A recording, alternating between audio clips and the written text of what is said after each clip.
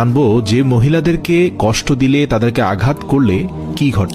হযরত আলী রাদিয়াল্লাহু তাআলা আনহুর কাছে এক ব্যক্তি আসলেন এবং তার দুই হাত রেখে একত্রিত করে বলতে লাগলেন, ইয়া আলী, আমার বিবি আমার ঘরের ঠিকঠাক মতো দেখাশোনা করে না, সে আমার কোনো কাপড় পরিষ্কার করে দেয় না এবং সে ঘরের জিনিসপত্র ঠিকঠাক মতো গুছিয়ে রাখে না।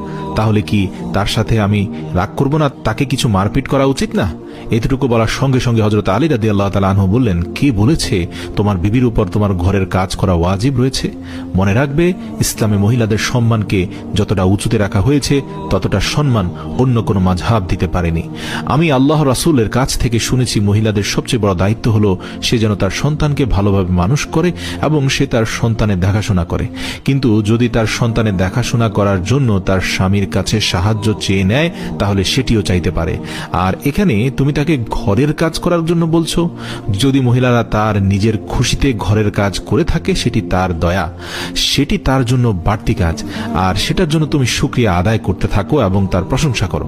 আমি আল্লাহ রাসূলের মুখ থেকে শুনেছি, যে সময় মহিলারা নিজের ঘরের কাজ করে থাকে সে সময় আল্লাহ রাব্বুল আলামিন ফেরেশতাদেরকে পৃথিবীর মাটিতে নামিয়ে দেন আর বলেন, যতক্ষণ পর্যন্ত এই মহিলা তার স্বামীর ঘরের কাজ করতে থাকবে ততক্ষণ পর্যন্ত তুমি তার জন্য ইবাদত করতে থাকো, আমি এই সকল ইবাদত তার আমলনামায় যুক্ত করে দেব। সুবহানাল্লাহ।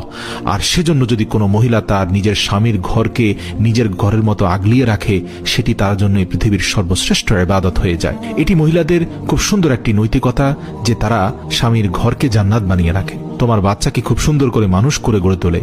কিন্তু কেউ যদি কোনো মহিলার উপর জুলুম করে আর বারবার ঘরের কাজের জন্য পেরেশান করে বিরক্ত করতে থাকে, তার উপর অত্যাচার করে থাকে, তাহলে রোজ হাসরের দিন আল্লাহ রাব্বুল আলামিন সেই মানুষটির গর্দান ধরে টেনে নিয়ে আসবেন এবং তাকে কঠিন শাস্তি দিবেন।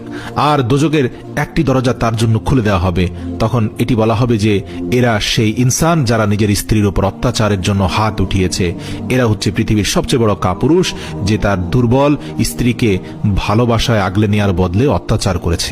প্রিয় দর্শক, এবার আমরা একটা ঘটনা জানবো। সেটা হচ্ছে, হযরত আলী রাদিয়াল্লাহু তাআলা আনহু রাস্তা দিয়ে হেঁটে যাচ্ছিলেন, তখন দেখতে পেলেন একজন ব্যক্তি তার স্ত্রীর উপর অমানবিক জুলুম করছে।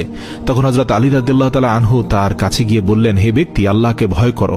তোমার পেরেশানি, তোমার দরিদ্রতা এবং তোমার রিজিকের বরকত কমে যাওয়ার কারণ একটাই, যে তুমি তোমার বিবির উপর জুলুম করছো। মনে রেখো, বিবির উপর জুলুমকারীর ঘরে আল্লাহর রহমত আসে না, বরকত আসে না, দারিদ্রতা